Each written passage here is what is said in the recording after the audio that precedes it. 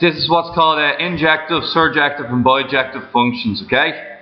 Now, first of all, okay, what this means is consider a function f such that f maps on everything in x to y. Now, what everything in x to y means, if you imagine the numbers x is an element of R, all the real numbers.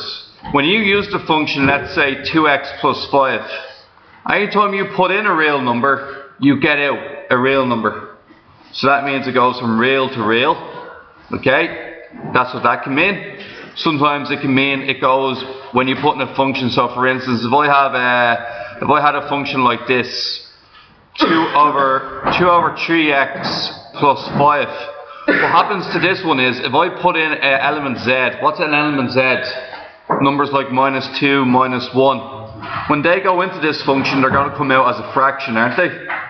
Which means you end up mapping it onto R. So that's all what those two letters means, okay? What goes in compared to what comes out. Okay, so what goes in could be a whole number and what comes out could be a fraction. That's why it's set to R. Okay? Now, an injective function, a function is said to be injective from x to y if every element in y has at most one element in x. An injective function is often called a one-to-one mapping. Okay, so let's look at what injective function means. The injective function is the one here to the left. You'll see that each input only has one output. Do you see that? Each input only has one output, and the codomain, everything in the codomain is y. Everything in the codomain isn't used. The C value is not used. That's another property of an injective function, okay? So what it says is, a function is said to be injective from x to y if every element in y has at most one element in x, okay? An injective function is also called a one-to-one mapping. On a coordinated graph, a horizontal line intersects the curve at most once. There can be elements of y that are not busy. Mathematically, for any y element of y, anything in the codomain, there exists at most one x value. So that means that any output in the codomain is only going to be tracked back to one input. An example would be a straight line. A straight line like this, f of x equals 2x plus 5. Okay, when you draw it out, it's a straight line. Okay, and what happens is, if I put in x equals 1, if I did something like this, 1, 2 and 3, what would the outputs be then? 2 times 1 plus 5? 7. 2 times 2, 9, and the other one would be? 11. Now imagine I put in the number 10 here. It's not injective now, is it? Because look, it cuts across once. Do you understand? So each input gives a singular output. Do you got it? Each input gives one singular output. Alright. So that's that taken care of. Now, surjective. A function f is said to be surjective from x to y if every element in y has at least one. Which means that y, two inputs can give you the same output. That happens in quadratic functions, where two of them have the same output. Okay? So a function is said to be surjective from x to y if every element in y has at least one matching element in x. A surjective function is called many-to-one or non-to map. On a coordinated graph, a horizontal line can intersect the curve at least once. So for example, I'm doing a horizontal line now. How many times am I intersecting the graph? Twice. And then at the very bottom, once. So it's at least once. It's allowed to be 1 or above. Okay? But in the injective function, a horizontal line can only intersect once. So in the case of a straight line, you can see that every horizontal line I draw only cuts in once. Okay, so now that that's taken care of, okay, what we're going to say next is in every element of y is busy. In a surjective function, every element in y is busy. The range and the codomain are equal.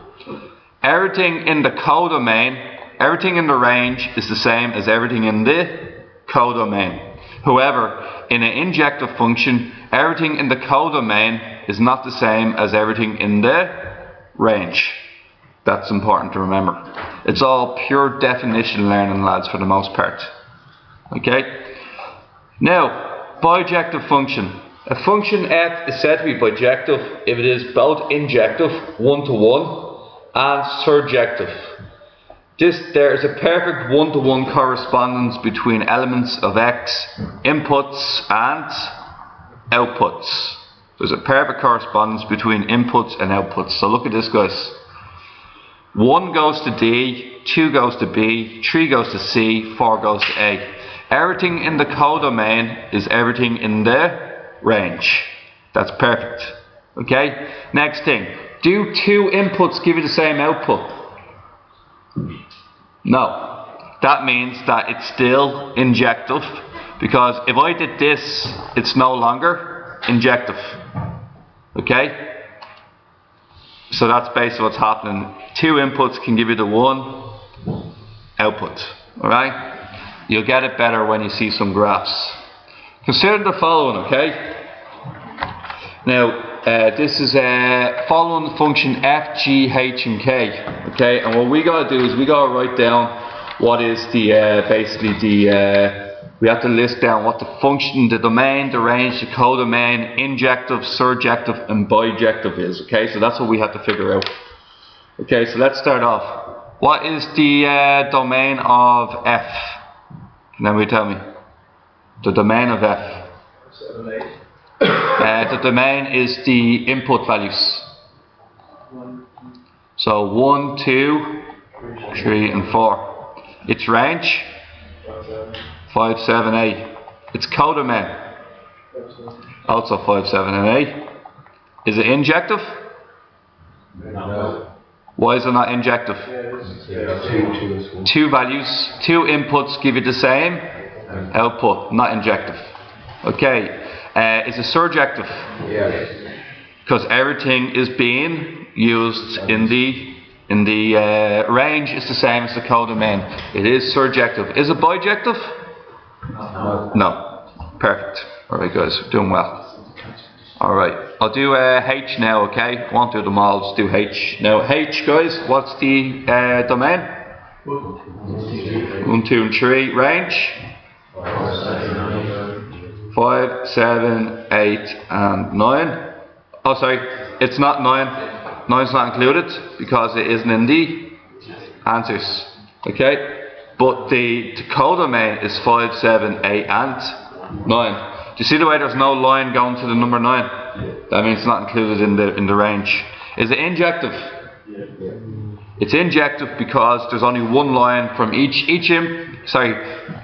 the outputs don't have 2 inputs making the same value.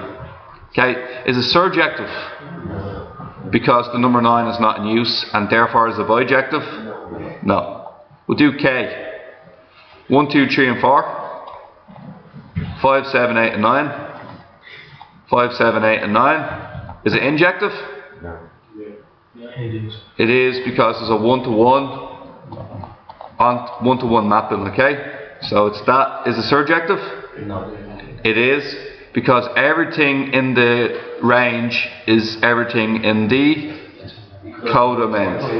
You can have 2 possible values. Okay? And basically, because it's injective and surjective, therefore it's bijective. Okay, moving on. Prove that each one of these, this is question 2, prove that each one of these is a function, and B, prove that it's an injective function, or investigate if it's an injective function, okay? Now, lads, there's something you need to know about functions. Functions can never do this. Okay, imagine I had a second line here, okay? And they're actually both part of the same graph. Okay? What I'm not allowed to do is, one input can never give out 2 different outputs. You're allowed to have 2 outputs, you're allowed to have the same output with 2 different inputs. But you can never have an input giving you two outputs. In layman's terms, an x value can never give you two y values. But a y value can give you two x values. That's the way it works. Okay? So what happens is, in a function, every line I draw down will cut the function only once. Do you got it? Every vertical line I draw cuts the function only once.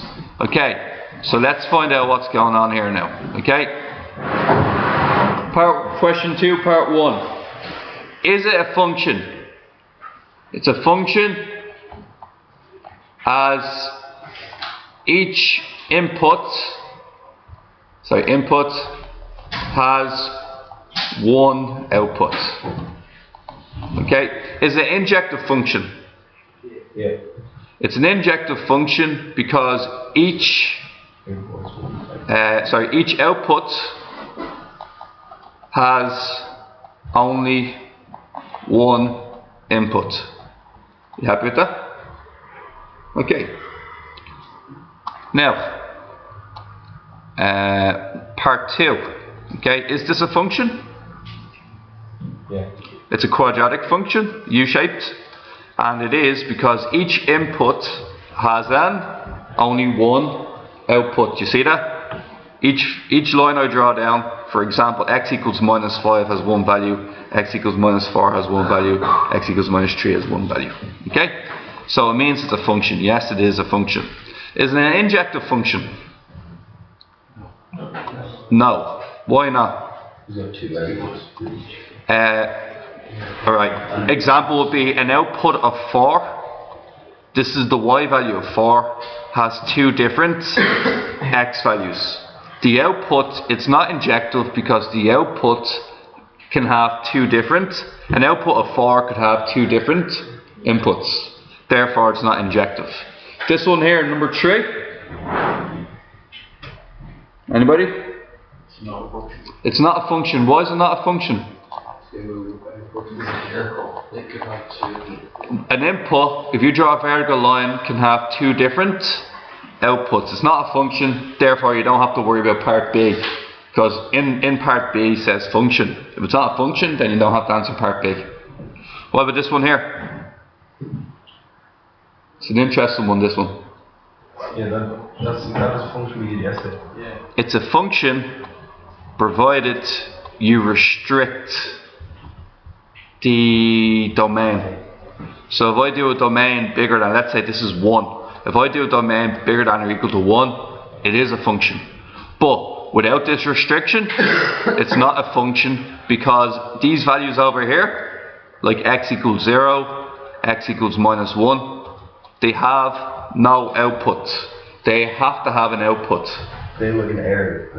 They'd be an error, exactly. So this function it's not a function.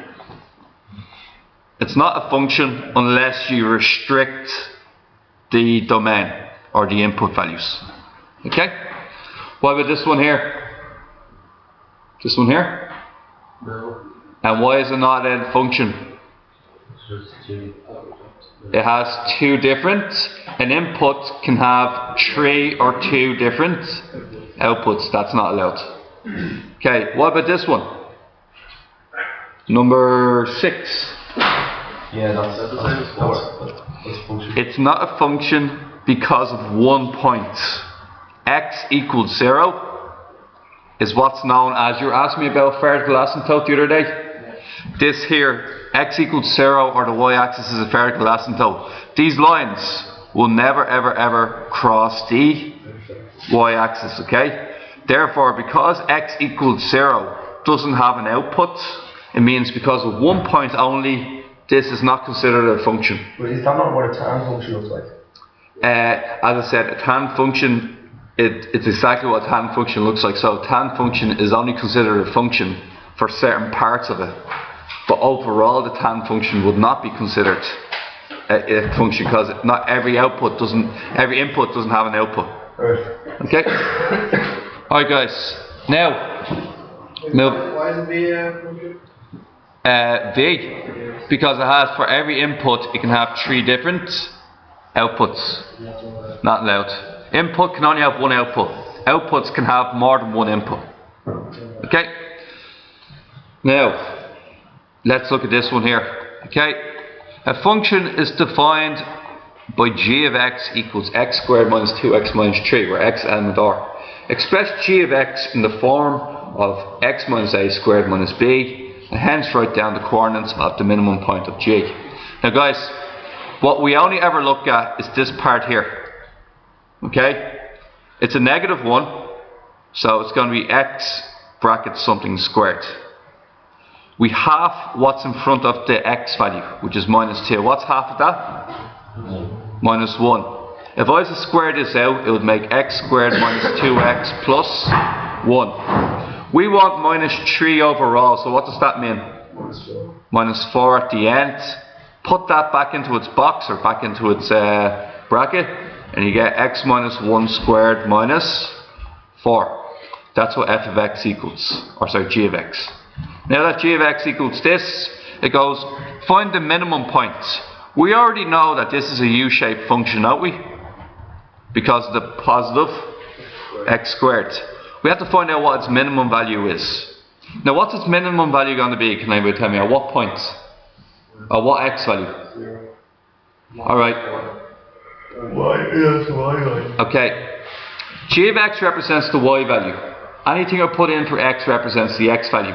Now what you guys got to remember here is that it's going to be, this in here is a square. Yeah? And it's going to be a positive number, correct? Yeah. The minimum value will be minus 4. Because if I can turn this into a 0, anything other than a 0 will drag the y value upwards. Because anything squared has to be positive. So I should try and make this 0 for this to work. How do I make it 0? X equals 1. Therefore it's going to be the point 1 minus 4. Now, you could also have a backup for this. Your backup could be this. Your backup could be your function button, okay, and you can say x squared minus 2x minus 3, and then you could put it into start minus 4, I don't know, and let's call it 10, and let's go step of 1. Now look what happens. It's on its way down, on its way down, on its way down. Oh, minimum value, on its way up. How do I know for certain it's the minimum value? Because of the minus 3, 4, minus 3. It's the same on both sides. That means I definitely know it's a minimum. Okay? This is just verified what you just said. When x equals 1, it's a minimum. Now, what's asked me next to do is it wants me to restrict the domain so that the function is injective. What is the domain again, guys? What does domain represent again? Input. The x values, the inputs. It wants me to slice it vertically, okay, so it wants me to put a restriction, okay, so that each output only gives one input. How do I do that? Where is the first point at which, where is the first point that an output gives you two inputs? Minus. X equals 1 or minus 4. So if I cut it in half, like so, and I take everything to the right or everything to the left, I then get a 1:1 function. So for example, if I rub out everything to the right, and I just do it like that, it's basically a straight line on its own, isn't it? It's basically just a curve on its own. And a curve on its own only has a 1:1 value. So what can I say? X greater than or equal to? Minus 4. It's the x value, so x greater than or equal to 1. This is question 4, was it? Okay, so k equals 1. Has to be greater than or equal to this, okay? So it goes across to the right. Alright guys, number 6. Make a sketch of this graph. Upon completion of the sketch of this graph, Is G a bijective function? Step 1, calculator, and we're going to do x minus 2 squared. Now, you don't have to do all the points. X minus 2 cubed, excuse me, okay? X minus 2 cubed. Okay, start at minus 4, I don't know, end at 10. Let's see what happens, okay? It's on its way up, still up, still going up, still going up. It didn't seem to turn, did it? No. Let's have a look again. Oh, it did turn. It turned well, we don't know for sure, but we know that it turned around this region. So it turned in between 0, it went to 0 minus 8. Sorry, no. Then it went to 1 minus 1. 2 0. Yeah. 2 1. Yeah, there you go. That- 0. So it's on its way back up in between 1 and.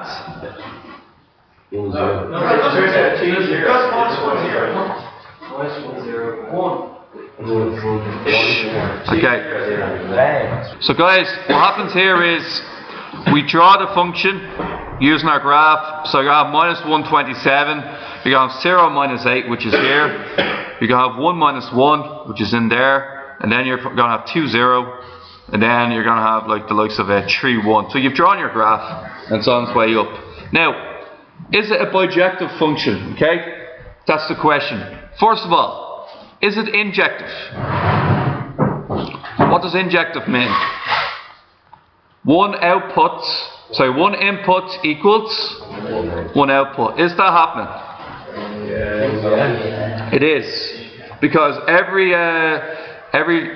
one output equals one input. It works both ways, okay?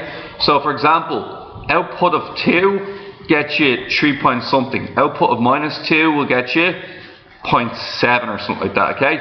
Each output only has one input. Basically, it's not turning back in on itself. Do you understand? When it doesn't have a turning point, that means what, guys? When it doesn't have a turning point, what does that mean? It's injective. Okay? Now, the next thing... Oh, wait, guys. There's another catch to that as well. Okay? There's a secondary catch to that. Okay? Now, it's also not injective. Sorry. It does have a one-to-one correspondence, but what is another prerequisite of being injective? You're not allowed to fill up your codomain. Remember we said earlier, you can't have all your values being occupied. When it's injective. When it's injective. Okay? So we go back to the start, okay? Injective, codomain is not busy. While it is a one-to-one, which is grand, it's a one-to-one, but the codomain is constantly busy. How do I know the codomain is constantly busy? Can anybody tell me? How do I know the codomain is constantly busy? What does busy mean? It means every point, every y value is used. There's no gap. It's a continuous line, so that means that every y value is going to be used. And this function will continue on forever. And that means that it's always going to be used. Okay? So all the y values are getting used. This means it's not injective. And the point, because it's not injective, what does that mean? Sorry? Shh. Sorry guys. Forget the last 30 seconds. Okay? Now, shh. Sorry guys. If you go back to the start, okay? A bijective function is a perfect one-to-one where everything in the domain is getting used. Okay? In an injective function, the codomain is not busy. But in a bijective function, it's one-to-one and everything in the y values are getting used. In this question here, which is question 6, okay, what's happening is all the y values are getting used, and as you can see, every x value produces only one y value. this means it is a bijective function. Okay, so it's a bijective function for the reasons I just listed out. Matthew? Of defining bijective is it has to be a one-to-one, one input gives you one output, and everything in the y axis has to be used. And as we can see, it's a continuous function, so therefore it is. Okay, number 10. 10, f is a function defined by r. R is a real number. So what does r is a real number mean? It means I can have minus 2.3. Okay, and what happens when you have minus 2.3? What happens to the value then? It's going to turn into a positive value, because any power, anything to any power, any number to any power in the world never ever goes negative. It turns into a fraction, but it'll never go negative. So for example, 2 to the power minus 2 is a quarter. 2 to the power of minus 4 is a 16th. It doesn't matter if the power is negative. It never ever goes negative, because this value is positive. Okay, so see the r plus. Can anybody see the r plus? What does the r plus mean? It means it only goes to positive real values. So look, let me give you an example. Okay, we write this function out on the calculator, and we have 3 by 2 to the power of x. Okay, and let's start at minus 4 and at 10, step of 1. Look what happens. Positive value, positive value, positive value, and then all of a sudden it starts to go upwards. Okay, now guys, what we can see here is that it's always going to be a positive value. It's never ever going to turn negative. What does that mean for the shape of the graph? It's never ever going to cross the x-axis, and then all of a sudden it's going to just skyrocket upwards. Okay, so if I was to draw a quick sketch of this, you can see that each input only has one output. Now, alright, the rule is with injective is, for injective, okay, you have 2 general rules. First rule is each output can only have one input, can only have, okay? And then the second rule is everything in the codomain is not allowed to be used, okay? Now if we go back to surjective, okay, has to have everything in the codomain used. Now a function is also surjective if I draw it like this. If I draw a function like this, and it's all one-to-one, that's also considered surjective as well, because the full domain is used. You don't necessarily have to have a double to make it surjective, but it's allowed to have doubles. Okay? So what we can see here is that would be a bijective function as well, because it's one-to-one and everything is used. If I want to change this from bijective to surjective, now all of a sudden one input gives you the I did that wrong. That isn't a function, because one input gives you 2 outputs. It has to be done like this. And then I'd have to rub that one out. So I'd have to rub that one out there. Now it's grand, because 2 inputs give you the same output. Now, let's go back to the question we're at, which is number 10.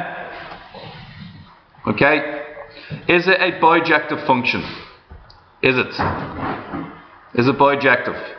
Is everything in the y value used? Are all the y values used? Because it's a continuous line. Is it a one-to-one correspondence? Does every input only give you one output? Yes. So that's the reason why. 2 reasons. Every input only gives you one output. All the output values in the codomain are used. That's your 2 reasons. Okay. Next one, number 12.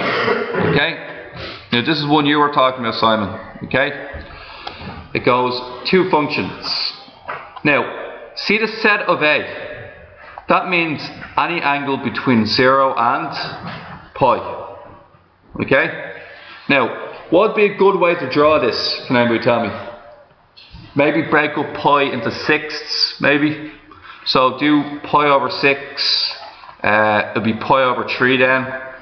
And then after that would be, oh sorry, I forgot 2 pi over, sorry, pi over 3 is 2 sixths. Sorry guys, I'm just going to do it like this, okay? 1 sixth, 2 sixths, 3 sixths, 4 sixths, 5 sixths, 6 sixths. Do you understand? Yeah. So technically 1, that's a third, that's a half, that's 2/3, and that's 1. In turn we'll make pi over 6, pi over 3, pi over 2, 2 pi over 3, 5 pi over 6, and finally what's after that? Pi. Okay, that's what I'm going to draw it. Okay, and then it says make a sketch of f, and then following that make a sketch of g. So here's what I'm going to do. I'm going to go to my calculator. I'm going to make sure it's in degrees mode at the moment. That's not good to me. Okay, so I'm going to convert it into radian mode. To convert into radian mode, press shift setup. We can go to radian mode, which is number 4. Now I'm going to do f of x equals cos x. Okay, there's a cos x there. I'm going to start at, it says your domain is 0 to pi. So I'm going to do 0. Next thing I'm going to do is pi. Now my step is the interesting one.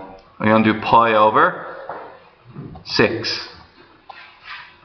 There we go. Now, the interesting thing is, you guys should probably know which one. The first one's pi over 6. The second one is pi over 3, pi over 2. What's that? 2 pi over 3, 5 pi over 6, and then finally minus 1. So I can draw that now, okay? Now, what I'm going to do when I'm drawing this, okay, what I'll do is, okay, I'm going to put in this function now. So what function did I do again? I did y equals cos x, correct? So here's y equals cos x here. Okay, we'd like the graph to look a bit more detail would be nice. Okay, so what I'm going to do is I'm going to stretch it upwards, like so, and really like make it detailed. Now you can see that's quite detailed now, can't you? Now we're only going in between 0 and pi. Now in decimal form, 0 is 0 and pi is 3.14. So also my graph really has to tell me is in between 0 and 3.14. So if I was to stretch this out a bit to maybe around there, okay, then just drag this across, and then once again just constrict again. Oh wait, spread out. Now look at this, guys. Right here is my graph. Okay. So this here is 0.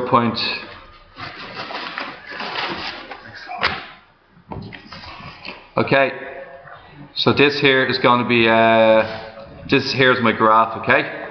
Now what we would have done was we would have drawn out the function here. Okay. So we can see that minus 1 on the graph is around 3.14. We can then see that 2.6, so 2.61 would be minus 0.8, and we're just basically drawing your sketch of your graph, which you've done already several times. Now, question is here, okay, make a sketch of f. This is function f. Is f bijective? Okay, is it bijective? Yeah. So it stops around here. That's the stopping point. That's the starting point. And this is question 10. Okay? It's bijective because any vertical line. Oh, sorry. Is it bijective or injective? Is f bijective? Okay? And. Oh, sorry. Question 12. Okay?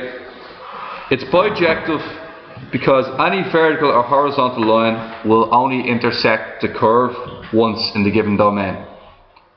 Okay? It's a one-to-one correspondence. Can everybody see that? Yeah. Each value only gives you 1. If I didn't restrict it, what would happen? If I didn't restrict this, guys, what would happen? Yeah, more. What would happen here is, you can see here it starts to bend in on itself, and if it bends in on itself and I draw a line going directly across, how many times does it intersect this time? That would mean it's no longer bijective, because one input can give you one output can give you 2 inputs, okay? So it's alright at the moment, okay, so it's bijective at the moment. Now, we're going to find out next is that it's the same deal with sin x. Y is new, okay, and then we're just going to do y equals sin x. So we'll draw it the same way. Okay, there it is there. And what you do is you just come up, you'd obviously make it a lot bigger than it is currently. Oh wait. So there it is there, okay. So you can see it's fairly detailed, and then basically restrict it like so until you get to the 3.2 part. Okay, and there we go. So that's what it looks like. That's the sine function, okay? Now guys, is the sine function bijective as well? What do you think?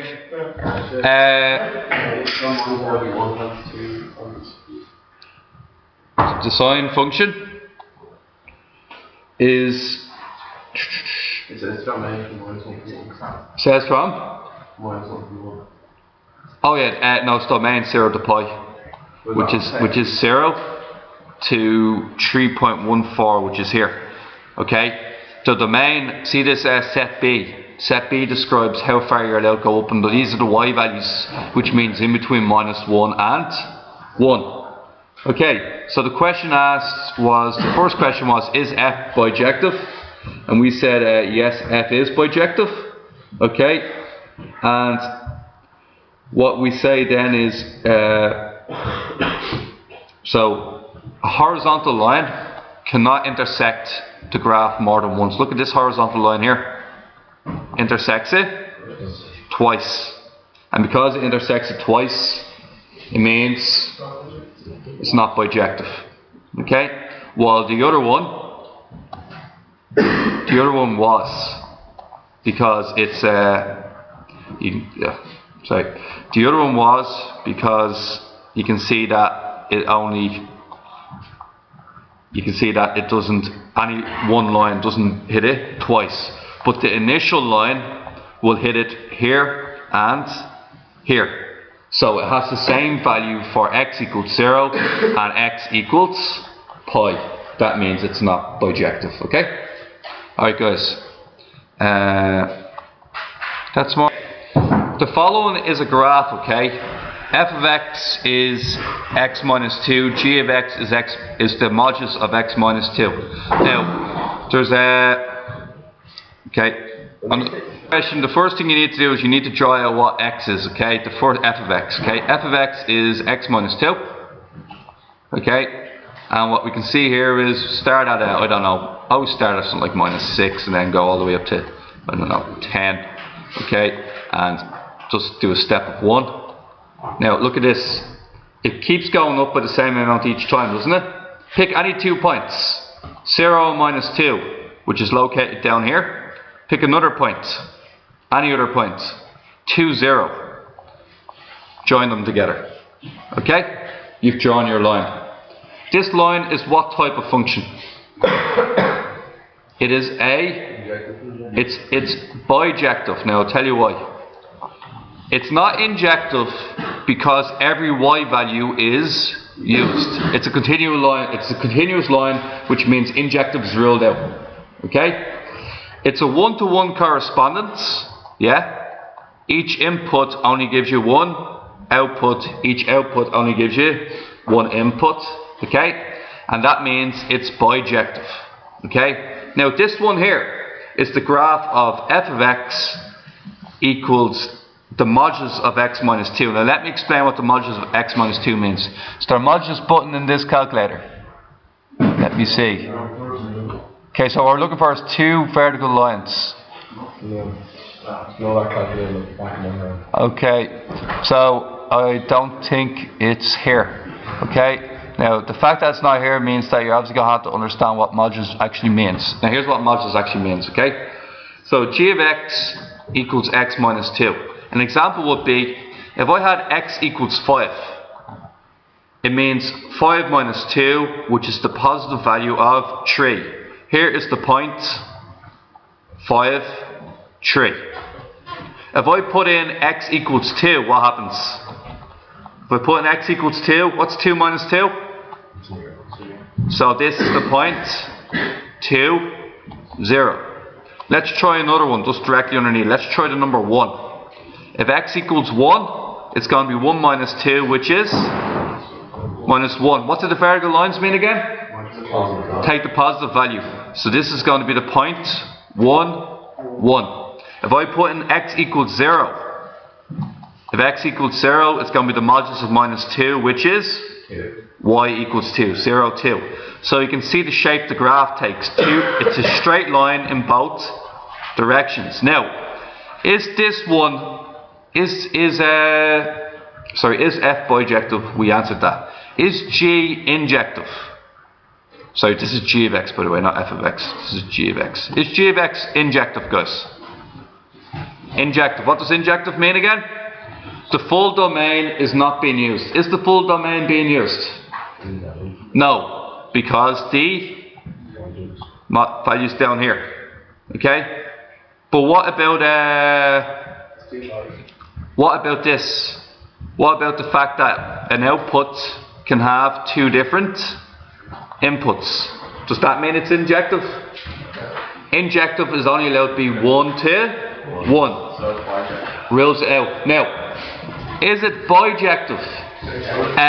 Bijective is also ruled out by an output having 2 inputs. This means it's surjective.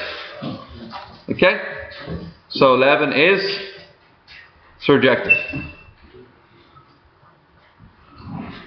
Oh, sorry. It's also surjective. It's surjective in the fact that it can have 2 or more. But what's another key point of surjectiveness? Another key point of surjectiveness is that the full codomain is used. Is the full codomain used? No. Any minus y values are not used. So it's not surjective either, because it's not used. Now, if I was to place a restriction, now what's a restriction mean? Sorry? Gradient 0. I can't put a restriction on the domain. So if I did this, okay, if I wrote this, g of x is a function, g of x is x minus 2, such that, I'm trying to find the language of this now, 1 second. Where is it? Yep, I can find it for you now. Un momento. Here we go.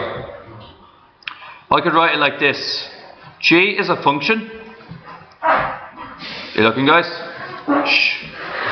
G is a function, okay, such that R goes to R. What does R goes to R?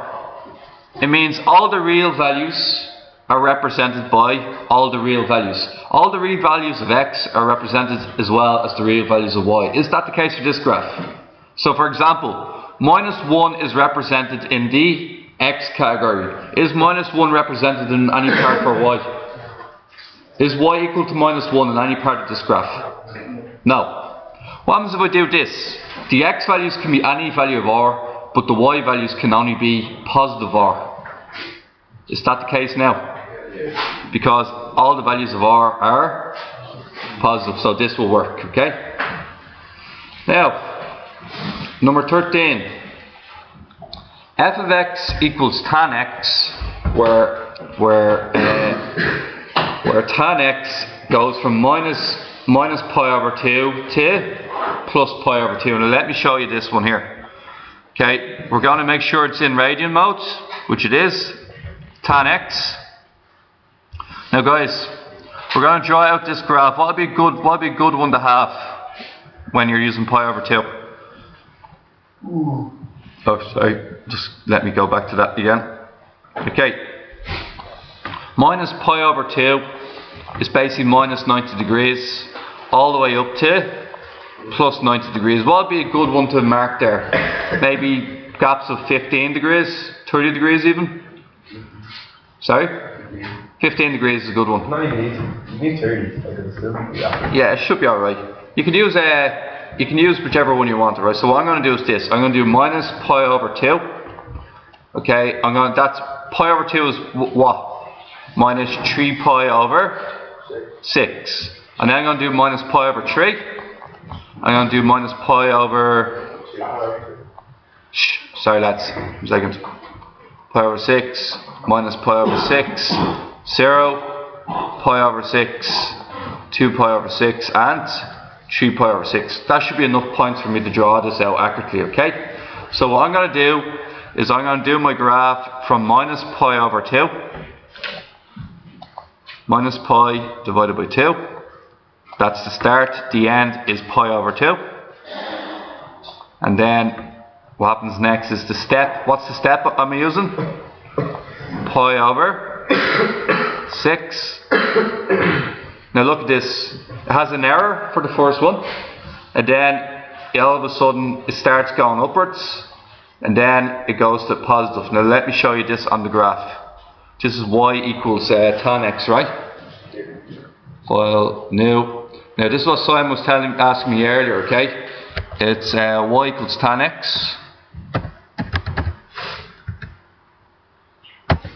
Now, what you can see about y equals tan x is that it never crosses certain points. So you can see certain vertical asymptotes. The function is not continuous. Okay? So the function is not continuous. I want to zone in on my x values. My x values take place between minus 1.6 and plus 1.6. So I'm going to make my graph that small, okay? So I'm going to drag this out. Okay, so what's it? Minus 1.6 and plus 1.6. Okay, you can see it there. So there's minus 1.6 all the way to plus 1.6. And then I'm going to crush this, maybe stretch it out a little bit actually. Okay, now look at this, guys. So there we go, something like this. Okay, so that's what we're drawing in a nutshell. Okay, so you're to sketch this graph out. Well, you'd end up having something like this where your graph is here.